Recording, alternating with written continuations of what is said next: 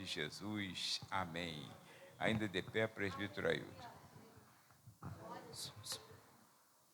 Só da igreja com a paz do Senhor. Aleluia. Bom estar neste lugar, né? Não canso de falar. Não há outro lugar melhor do que estar na casa do Senhor. Desde já quero agradecer a oportunidade do nosso pastor ter me convidado para ministrar a palavra do Senhor. E tudo está na direção do Senhor, porque o Senhor não faz nada em vão. Amém? Vou estar lendo aqui um texto que está em 2 Samuel 6. 2 Samuel 6. Amém, aleluia.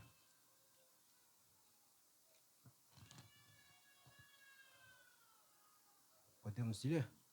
Vamos ler ele do 1 ao 12.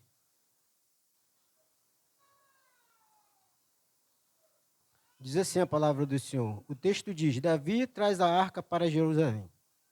E tornou Davi a juntar todos os escolhidos de Israel, em número de 30.000. E levantou-se Davi e partiu com todo o povo que tinha conseguido de Baalá, de Judá, para levarem dali a arca, para cima, a arca de Deus, sobre a qual se invoca o nome do Senhor. O nome do Senhor dos exércitos, que se assenta entre os querubins.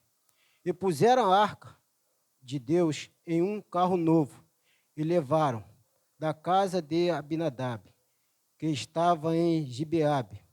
Eusar e Aiô, seus filhos de Abinadab, guiavam o carro novo. E levando da casa de Abinadab, que está em Gibeabe, com a arca de Deus, Aiô ia diante da arca.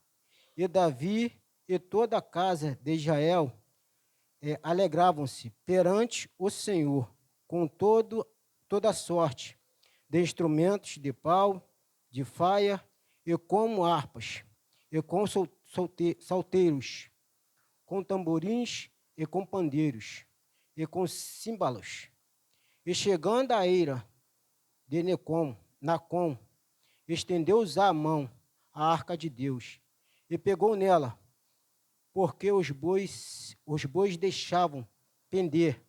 Então a ira do Senhor se acendeu contra Uzá, e Deus o feriu ali por esta imprudência, e morreu ali junto à arca de Deus. E Davi se contestou, porque o Senhor abrira ruptura em Uzá, e chamou aquele lugar de Pérez Uzá, até o dia de hoje. E temeu Davi ao Senhor naquele dia, e disse: como virá a minha arca do Senhor? Então quis Davi retirar para si a arca do Senhor para a cidade de Davi. Mas Davi fez levar a arca de Deus, à casa de Abededom, o gigita.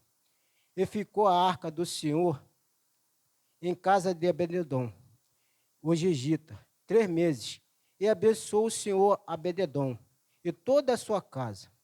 Então avisaram Davi, dizendo: abençoou o Senhor a arca, abençoou o Senhor a casa de Abededom, e tudo quanto tem, por amor da arca de Deus.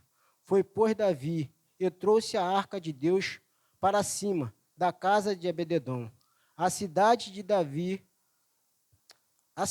Davi com alegria. Amém? Pode se sentar, irmãos. É um texto muito longo, mas esse texto que eu vim meditando através dele, que a arca significa, a arca da aliança a arca da aliança, né? No caso, era uma caixa que representava a aliança e a presença de Deus no meio do povo. E através desse estudo aqui que eu vim trazer para os irmãos, peço que os irmãos tentem um pouco entender o que eu vou dizer nesta noite, porque eu venho trazer, através da presença de Deus, a arca, que é a presença do Senhor. Amém?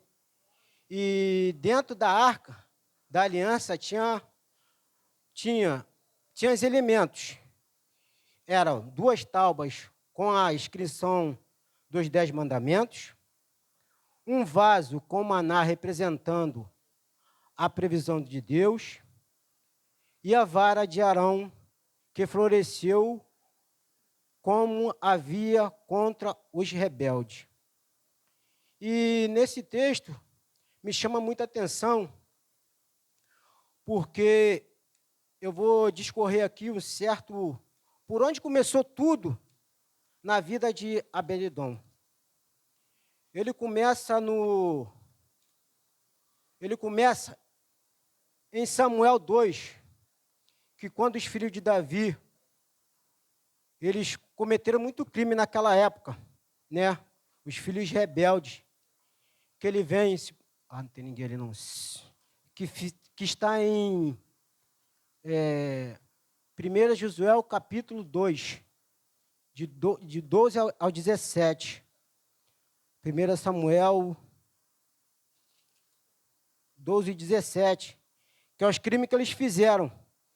Porque o pessoal ia lá, ofertava a casa do Senhor, eles iam e fazia tudo que ao contrário que Deus tinha explicado a Eli, né? Que eles eram as filhas de Eli. Então eles chegaram ali e fizeram mal aos olhos do Senhor. Porque eles, como o pastor já disse aqui, que eles eram uns jovens rebeldes. Então a rebeldia, Deus não conta com rebeldia.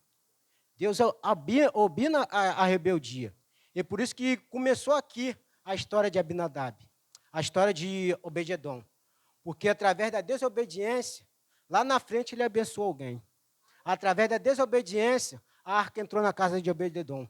E aqui eu venho decorrendo sobre isso, porque através da desobediência dos filhos de Eli, os filhos de Eli morreram, Eli também morreu. No capítulo 2 vem falando tudo sobre isso. No capítulo 3 já vem falando de Samuel, que é escolhido, mas isso não vem ao caso. O capítulo 4 vem falando da morte da mulher de Finéias, que ela vai ter o bebê, mas ela também morre. E a morte de Eli. Né? E no capítulo 5, vem falando sobre a arca, quando a arca é levada dali daquela cidade. Então, o que eu venho dizer com isso? Porque nós temos que fazer tudo com ordem e decência. Nós não podemos fazer tudo de qualquer maneira. É por isso que nós temos que ser guiados por Deus. Porque tudo que nós viemos fazer pela vontade do Senhor. Porque se nós fizermos pelas nossas próprias mãos, não adianta de nada. Porque a gente podemos fazer, mas lá na frente nós vamos ser cobrados. Então é melhor fazer pela obediência do que desobediência. Olha o que aconteceu aqui com a família de Eli. Não foi diferente. Perdeu sua família, perdeu seus filhos, perdeu sua nora. E assim foi. Até o versículo 6, onde a arca é levada. Capítulo 5, onde a arca é levada. A arca é levada, e quando a arca chega lá na cidade dos filisteus, engraçado é que eles são afligidos por tudo que eles fizeram. Começa ali. Eles botam lá no templo, lá, na casa, onde é a casa de Dagon, né, que está escrito aqui, no capítulo 5, diz assim: os filisteus, tomaram a arca de Deus e trouxeram de Ebenezer, Asdod. E tomaram os filisteus a arca de Deus, e meteram na casa de Dagon, e puseram junto a Dagon. E levantou-se de manhã, e levantaram, porém, de madrugada, hoje Adode. No dia seguinte, eis que Dagon está caído, com o rosto em terra diante da arca do Senhor. Não adianta.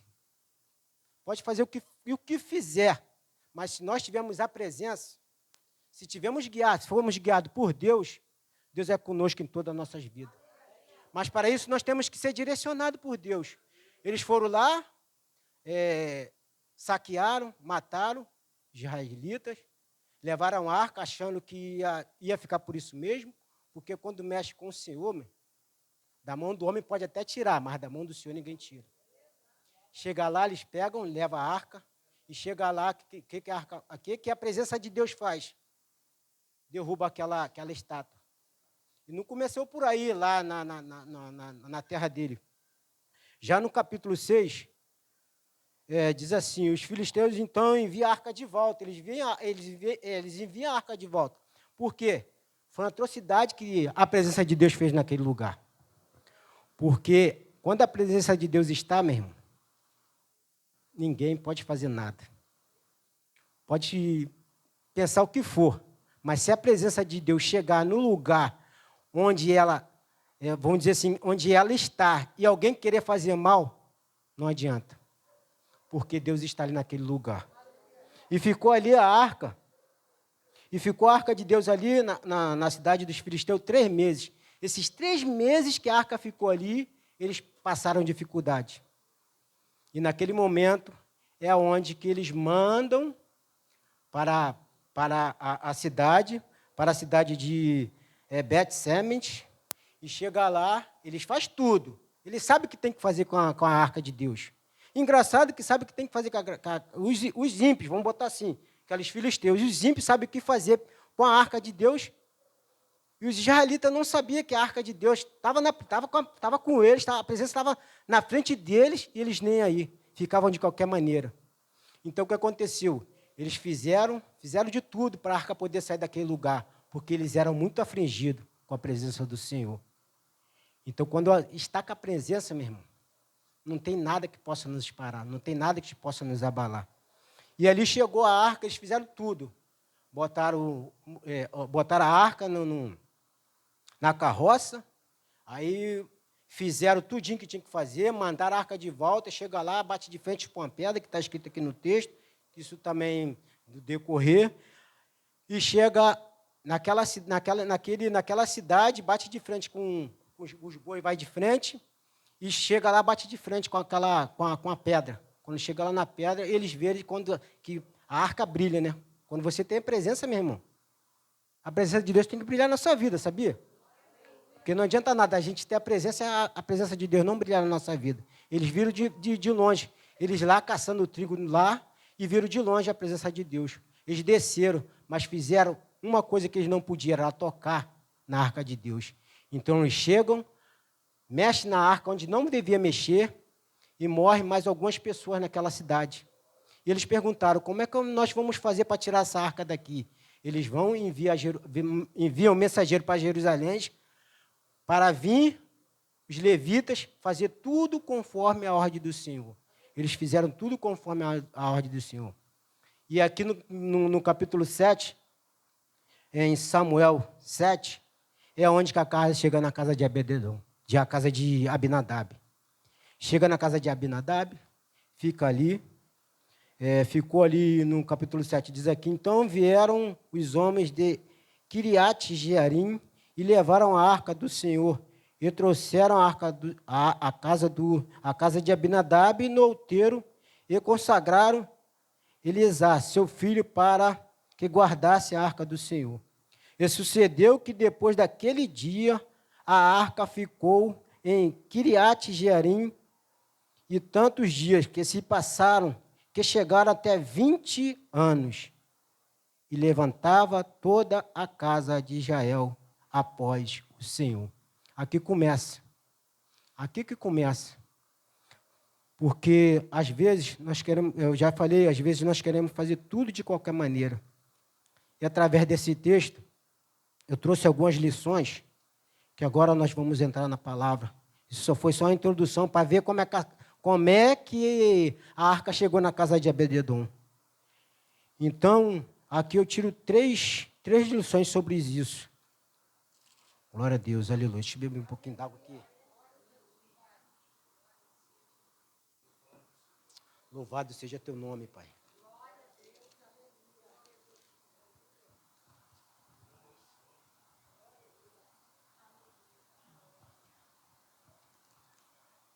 Glória a Deus. Eu trouxe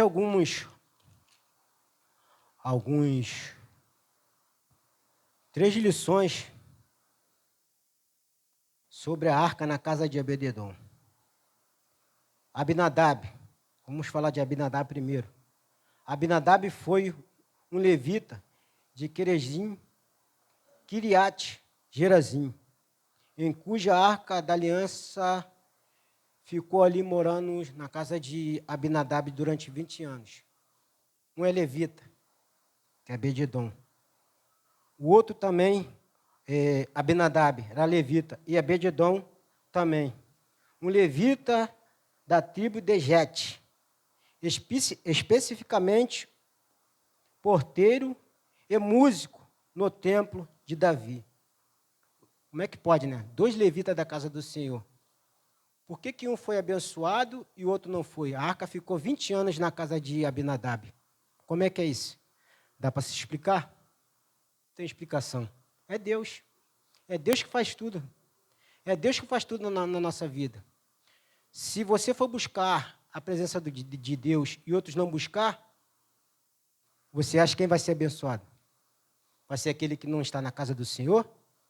Como nós estamos aqui hoje? Hoje vocês não estão aqui, não estão em vão. Vieram buscar alguma coisa.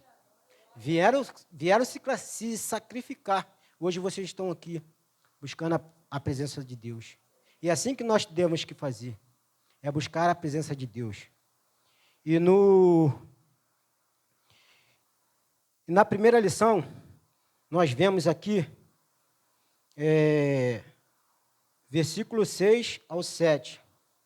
Diz assim, versículo 6 e 7. E chegando a eira de Nacon, estendeu-os a mão à arca de Deus, e pegou nela, porque os bois deixavam pender. Então a ira do Senhor se acendeu contra Uzá, e Deus o feriu ali por esta imprudência, e morreu ali junto à arca de Deus. Nós podemos ver aqui, foi o que eu falei, nós não podemos fazer nada sem autorização do Senhor. Em Provérbios 26, 17, se puder botar para mim aí, Daniel, por favor. Provérbios 6, 17. Glória a Deus, louvado seja teu nome, Pai. O Senhor está neste lugar, Senhor. Não, é 26, Daniel. É 26.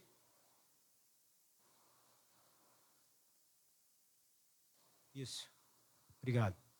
O que passando se mete em questão alheia é como aquele toma um cão pelas orelhas. Você já viu mexer com um cão? Você já foi mexer com um cachorro? O que o cachorro faz se você chegar e tocar nele? Ele te avança, não te avança? Assim é o Senhor. Se a gente formos fazer tudo pelas nossas próprias vontades, Deus vai nos ferir. Porque é bom a gente fazer pela orientação do Senhor. Porque pela orientação do Senhor, nós chegamos longe. É por isso que nós temos que fazer tudo direcionado pelo Senhor. Porque se nós fizermos tudo pelas nossas mãos, pelas nossas próprias vontades, nós não iremos em lugar nenhum. Então, que viemos fazer tudo pela direção do Senhor. Pedindo direção ao Senhor, tudo aquilo que nós devemos fazer. Não fazer pelas nossas próprias vontades. Porque é vez da vontade, né? De nós fazermos tudo pela nossa vontade. Porque, assim, demora muito. Mas é bom demorar, fazer pela orientação do Senhor, do que nós fazemos pelas nossas próprias vontades. Porque aí nada dá certo. A segunda lição é do 11, versículo 11. E ficou a arca do Senhor em a casa de Obed-edom, o gilita, ai meu Deus do céu, o gitita, meu Deus, só Jesus, 3 meses, e abençoou o Senhor a Obed-edom e toda a sua casa. É o que eu falei. A casa estava, levaram para a casa de Obed-edom e diz assim: onde a presença de Deus está, ali há bênção, é transformada, ali prosperidade, não prosperidade de dinheiro, mas sim de amor, alegria, paz. Como é bom, né? A gente chegar na nossa casa, ter a presença do Senhor que nós levamos, chegar ali e ter paz, alegria, e amor. Não tem outra coisa melhor do que você chegar na sua casa e a presença de Deus estar. Já pensou você chegar na sua casa e está tudo de perna para o ar, vamos dizer assim? Já pensou? Você já imaginou? Não queria nem imaginar, né? É melhor ficar com amor, alegria e paz. Porque essa é a prosperidade. É amor, alegria e paz. Em 2 Coríntios 3,17. Bota aí para mim, por favor, Dani.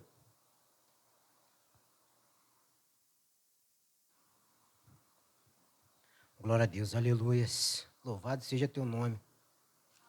Meu Deus. Ora, o Senhor é Espírito. E onde está o Espírito do Senhor, ali há liberdade. Ali há liberdade. Ali há amor. Quando o Espírito está na nossa casa, ali há amor, ali há alegria e ali há paz. Então, que o Espírito de Deus venha estar na nossa casa. Todos os dias das nossas vidas. É por isso que nós temos que buscar o Senhor em Espírito e em verdade. Para que a presença de Deus venha estar todos os dias na nossa casa. Eu sei que às vezes há tribulações que a gente nem imagina, meus irmãos. A gente assim, fica desnorteado, mas a presença de Deus está no meio. Por mais que a tribulação chegue, a adversidade chega, mas a presença do Senhor está. Porque quando nós passamos por certa dificuldade, é porque Deus está no negócio, nos aprovando, para que grande dia nós estamos com Ele lá no céu. Amém? E a segunda lição é o 11 e o 12. Eu já li o 11, eu vou ler somente o 12 só. Então avisaram a Davi, dizendo: abençoa o Senhor a casa de Obed-edom, e tudo quando tem por amor da arca de Deus. Foi, pois, Davi, e trouxe a arca de Deus para cima da casa de Obed-edom, e a cidade de Davi com alegria. Aí você já vê que ele já leva a arca, porque acho que em Crônicas, se não me falha a memória, deixa eu ver se está aqui o que eu anotei. Se não me engano, 1 Crônicas 15. Vê aí, Daniel, por favor, se é isso mesmo. Se eu não me engano. É onde que ele faz todo o preparativo para poder levar a arca do Senhor. Por que ele não fez isso antes? Queria ver só o versículo, não lembro agora qual o versículo que está. Não, mas tem um versículo específico que eu esqueci de botar aqui. E fez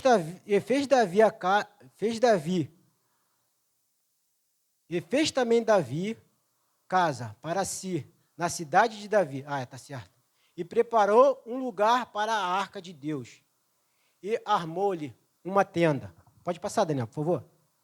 Então disse Davi: ninguém pode levar a arca do Senhor, senão os levitas, porque o Senhor o elegeu para levarem a arca do Senhor e para servirem eternamente.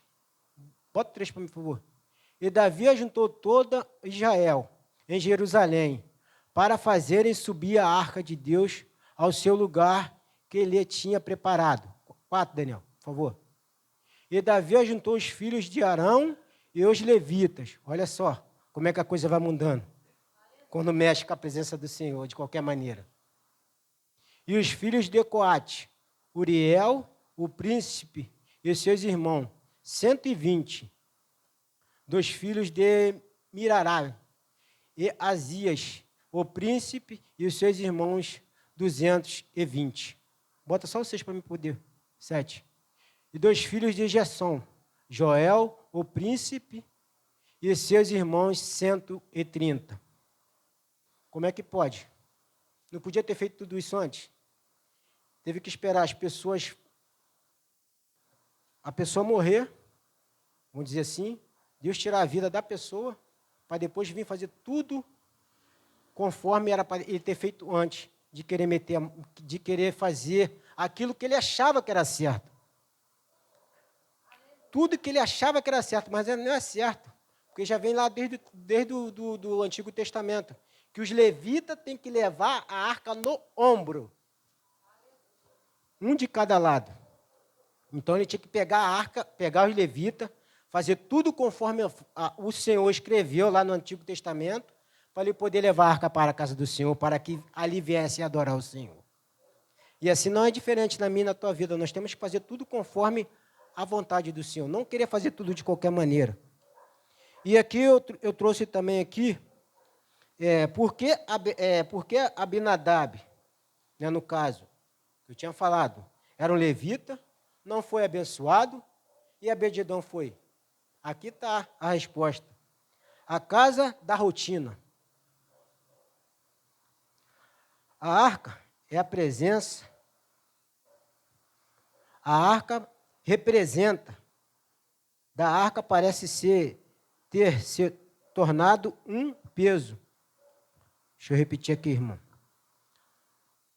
A arca, a presença da arca parece ter sido tornado um peso ou uma obrigação, sem gerar um impacto extraordinário. É por isso que não foi abençoado, porque ele achou que a arca era um peso na casa dele. Fazia a arca como se fosse se tornado normal. Ah, vou levar a arca lá para minha casa, vou deixar lá de qualquer maneira. Por isso que não foi abençoado. Chega aqui, eu vou chegar na casa do Senhor e vou chegar na casa do Senhor aqui adorando, e chego lá em casa, não chego, não oro, não faço nada. Senhor, obrigado, pelo menos obrigado por ter chegado em casa. Aqui a tua presença se faz notória neste lugar. Obrigado, meu Senhor. Não é tão fácil isso, mas ele achava que era um fardo. É por isso que Deus não abençoou. Porque nós achamos que a presença de Deus é um fardo, nada acontece na nossa vida. Nada flui na nossa vida. Aí você acha de você vir para a igreja todo dia, você acha que é um fardo? Você sair daqui e levar a presença do Senhor, você acha que é um fardo? Você acha que é um fardo? Eu não acho, irmão. Porque eu tenho que levar a presença para minha casa. Porque ali haverá amor, alegria e paz. É por isso que nós temos que estar todos os dias na casa do Senhor. Eu sei que muitos não podem vir por causa de trabalho, chega tarde. Eu sei que muitos trabalham. Mas se puder fazer uma forcinha, vem, irmão. Porque não é outro melhor lugar do que estar na casa do Senhor, adorando o Senhor. Porque nós temos que levar a presença do Senhor, nós temos que andar com a presença do Senhor, todos os dias da nossa vida. E por que a casa de Obed-edom é abençoada? A casa da benção. Deixa eu botar aqui para mim não me perder aqui, que eu fiz um mapa aqui, irmão. E não olha não, tá, irmão? Tinha que fazer um mapa, porque senão não ia sair nada. Mas Deus está no controle, amém? Obed-edom, a casa da benção. Sua atitude de tomar a alegria atraiu a prosperidade divina, tornando sua casa um exemplo de bênção. Porque ele fazia aquilo com alegria. Chegaram lá, botaram a arca lá, e ele ficou alegre quando chegou a arca na casa dele, porque era a presença. Porque ele sabia que a presença de Deus estava na casa dele. Então, foi abençoado. A Bíblia não diz qual foi as bênçãos, mas imagine só, você levando a arca e sendo abençoado para a sua casa. Imagine. Você chegando com a presença do Senhor, a sua casa tendo paz, alegria e amor. Então, assim que nós temos que ter. Temos que ser, levar a arca do Senhor. E andar com a presença do Senhor nas nossas vidas, onde quer que fomos. A irmã essa semana falou aqui, se estivermos no mercado, fale do amor do Senhor. Fale de Deus. A irmã falou aqui no dia que ela veio dar uma breve saudação aqui. Porque nós temos nós temos a presença, irmão. Não há uma coisa melhor do que que nós temos a presença do Senhor. Porque aonde nós chegamos, nós levamos paz, alegria, a luz. Nós não estamos nesse mundo para levar trevas. Nós estamos nesse mundo para levar a luz. Que a presença do Senhor esteja todos os dias na nossa vida, na nossa casa, principalmente no nosso trabalho, na faculdade. Onde é que nós estamos que levar a presença. E assim não foi diferente na vida de Abed-edom, porque ele se alegrou quando a presença de Deus chegou na casa dele. A casa dele foi abençoada, irmão. Assim como nós temos que fazer também, levar a presença do Senhor para a nossa casa, que é onde vai ter alegria, paz, prosperidade, amor, liberdade total do Senhor na nossa casa, né? E é bom demais estar na casa do Senhor. Uma vez eu até perguntei ao pastor, né? Pastor, como é que eu faço para ter assim? Como é que eu faço para estar todo dia na casa do Senhor, igual o Senhor está? Aí ele, ora ao Senhor. Eu falei, amém. Ora o Senhor e vem, e vai para a casa do Senhor. Falei, amém. Comecei a orar ao Senhor. Aí até houve uma situação lá em casa. Eu vou só contar isso aqui, depois eu. Houve uma situação lá em casa lá, que minha filha, esse período de carnaval, estou terminando já, irmão, saiu lá. Parece que só Jesus na causa. Eu saí, mas eles continuaram, mas estou orando por isso. Meu filho sai no grupo, minha filha sai no outro grupo. E de sábado a domingo eles saíram. Ela saiu, foi para Marechal, rodou tudo. Falei, minha filha, não vai. Meu filho não vai. Mas sabe como é que é jovem, né? Não escuta. E chegando, era 2h pouca da manhã, quase 3 horas da manhã, chegaram lá em casa lá. E minha filha tinha levado um soco na testa, irmão. Oh, meu Deus do céu, é só o sangue do cordeiro. Se não tivesse a presença, meu Deus do céu, só Deus sabe. E a gente fala, não vai. O pastor até falou aqui na escola dominical, a gente fala para não ir, não fala para não ir. Mas ele insiste tanto, quer ir? A gente fala, vai. Aí foi lá, recebeu o que queria no caso, né? Não é o que não queria, o que queria, porque a gente fala para não ir. Mas eles querem ir. E aquilo, eu ainda meio sonolento, recebi aquilo, mas ainda meio sonolento. Aí, conforme o dia, você vai ingerir naquilo. Mas o Espírito de Deus é tão bom, irmão, que quando veio aquilo, no dia seguinte, parece que o Espírito de Deus desceu naquela hora, porque, sei lá, eu não sei explicar. Porque quando a gente tem, eu vou falar, porque quando a gente tem a presença, irmão, poderia muito bem chegar lá, quem é?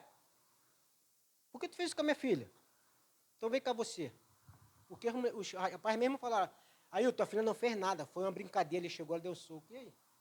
Se não tivesse a presença, não tinha ido lá, a gente ia, vamos dizer assim, arrancar da vida desse rapaz, mas ele nos ouve. Aí eu falei para ela, aí você me perguntou por que eu vou para a igreja todo dia, né? Que tanto eu faço na igreja. Aí eu falei para ela, eu vou para a igreja porque Deus dá livramento para você e para minha casa. Como deu livramento para você e deu livramento para o Fabrício. Meu filho, um tempo atrás, foi assaltado e levaram a moto dele. Então, quer dizer, o que eu quero dizer com isso? Nós temos que ter a presença. Se o Senhor não tivesse na minha vida, meus irmãos, e todo mundo lá falando, e teu pai faz o quê, meu pai mandou deixar isso para lá. E orando. E orando. Eu tive que orar e perdoar ainda o garoto que fez isso com ela. Isso que eu vou dizer assim, isso que tem a presença, irmão. Porque se o Senhor não tivesse na minha vida, eu tinha feito uma besteira. Mas como Deus está na minha vida, eu estou aqui todos os dias buscando a face do Senhor, e eu falei para ela, é por isso que eu estou todo dia na casa do Senhor. E você toma posição. Toma posição e vai para a casa do Senhor, porque você é afastada, Fabrício é afastada, Ana Beatriz é afastada, então volte para a casa do Senhor.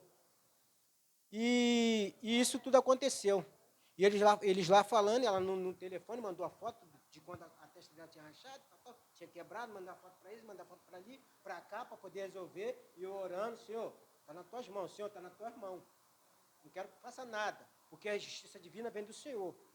Eu não quero jogar praga, eu não quero jogar nada. Mas que a justiça de Deus vem do Senhor. Aí eu falei até para ela ontem.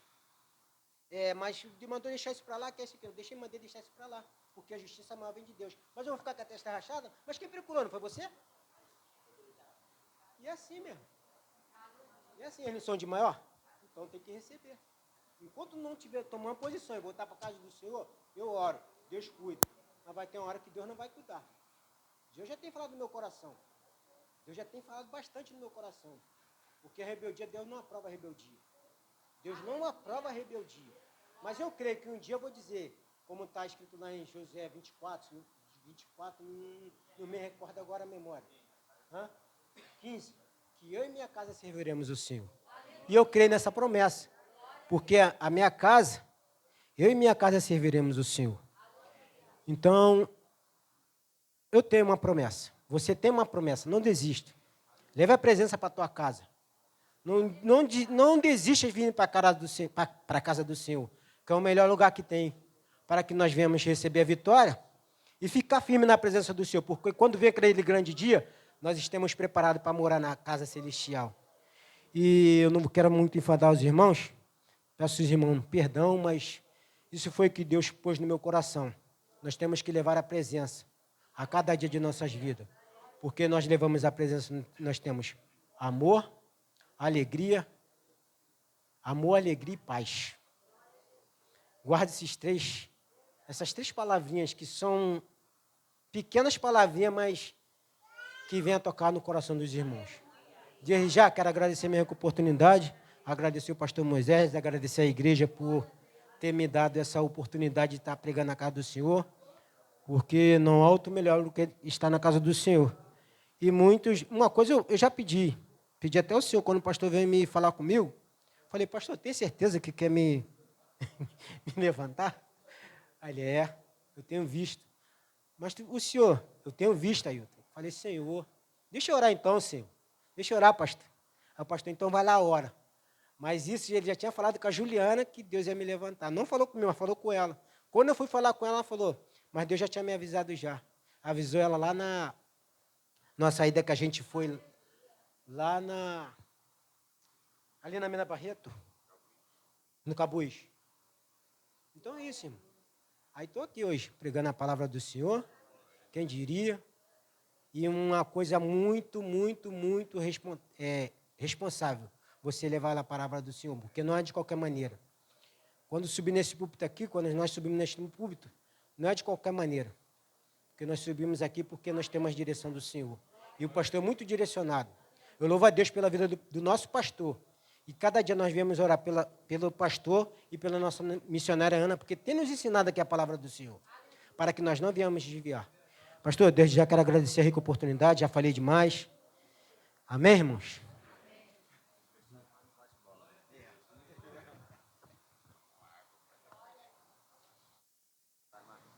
Meus irmãos, a paz do Senhor, essa palavra que o Senhor trouxe aos nossos corações, mostrando como funciona a presença de Deus e como ter responsabilidade diante de Deus.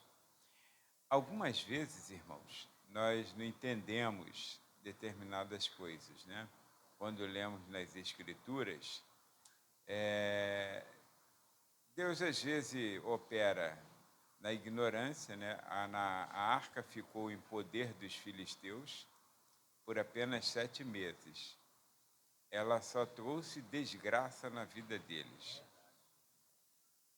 Só trouxe desgraça, né? Porque o que para os que temem ao Senhor é a presença de Deus para guardar, salvar, abençoar, para outros pode ser para destruição. Lembra que Jesus falou, pelas suas palavras serás justificado ou serás condenado, né? Então, lá na cidade dos filisteus trouxe desgraça, porque eles a levaram como se tivessem roubado a presença de Deus. Mas por que não aconteceu nenhuma desgraça ao voltar para Israel em um carro novo? Olha a prudência deles, um carro novo, fizeram com aquela finalidade, vacas que vamos dizer, estavam ainda dando mamar aos seus bezerrinhos, e para propósito, para ver se elas realmente seguiriam o destino, que aí eles saberiam que Deus estava guiando de volta. Na inocência deles, nesse ponto, em querer devolver de uma forma bem, vamos dizer assim, bem cuidadosa, bem zelosa, Deus honrou aquela devolução. Só que a arca ficou em Jerusalém, ficou em Israel, voltou para Israel, os irmãos viram o que ele leu aqui, ela ficou num determinado lugar, os homens não tiveram temor, olharam dentro da arca, tocaram na arca, tiraram a tampa da arca para olhar dentro dela, né, que é o propiciatório, tiraram a tampa do propiciatório, olharam, e Deus então os matou. Deus os matou. Todos quanto olhavam lá dentro, Deus feria, e eles morreram.